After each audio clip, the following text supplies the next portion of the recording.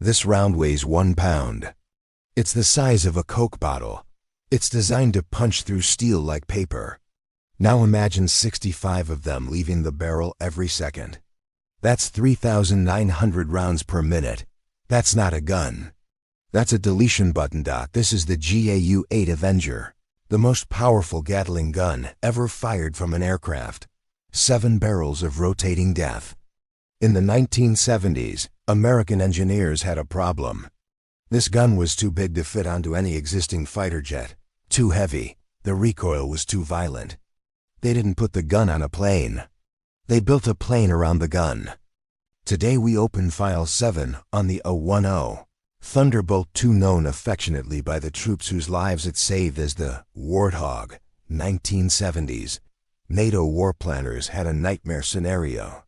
50,000 Soviet tanks pouring through the Fulda Gap into West Germany. A steel flood that would reach the English Channel in 48 hours. Conventional bombs wouldn't stop them fast enough.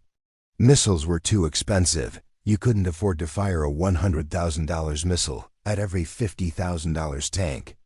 NATO needed something that could kill 20 tanks per sortie, fly low under the weather, loiter over the battlefield for hours, and keep coming back. They needed a flying can opener. And they needed it now. The GAU-8 is a monster. It weighs 4,000 pounds when fully loaded with ammunition. It takes up 1/3 of the plane's entire fuselage. When the GAU-8 fires, it generates 10,000 pounds of recoil force. One of the A-10's engines produces 9,000 pounds of thrust. Think about that. Firing the gun slows the aircraft down.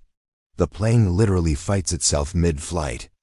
And if the gun barrel wasn't mounted perfectly centered, the recoil would flip the aircraft into an uncontrollable spin. To fix this, engineers had to mount the firing barrel dead center in the nose. But that meant there was no room for the front landing gear. So look closely at an A-10. The nose wheel is offset to the right, pushed aside, just to make room for the cannon. The bullets are supersonic. They arrive before the sound does. So if you're on the ground and you hear that signature BRRRRT sound, you weren't the target.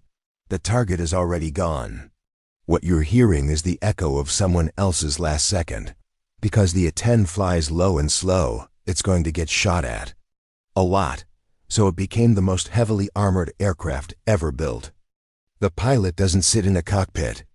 The pilot sits in a bunker that happens to fly. A 1,200-pound titanium bathtub surrounds the seat, strong enough to stop 23mm anti-aircraft rounds. The canopy is thick enough to stop rifle fire. The fuel tanks are self-sealing.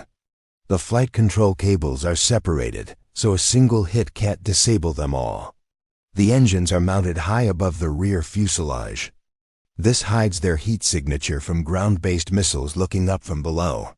And if the hydraulics are shot away, the pilot can still fly the plane using manual cables and pulleys.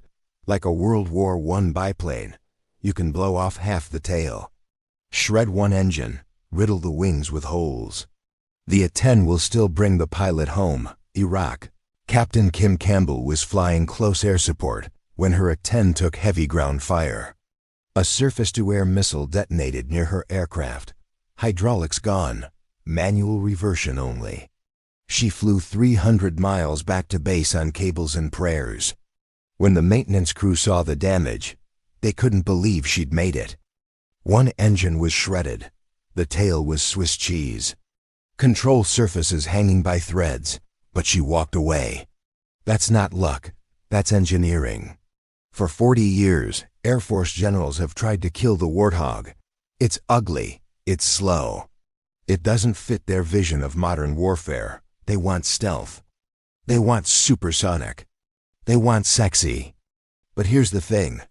Air Force generals don't call in airstrikes. Infantry does.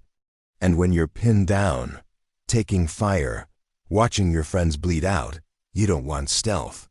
You want violence. You want a flying gun that turns the battlefield into a graveyard. The A-10 is slow. It's ungainly. It looks like it was designed by a committee that hated aerodynamics. But it does one thing better than any aircraft ever built.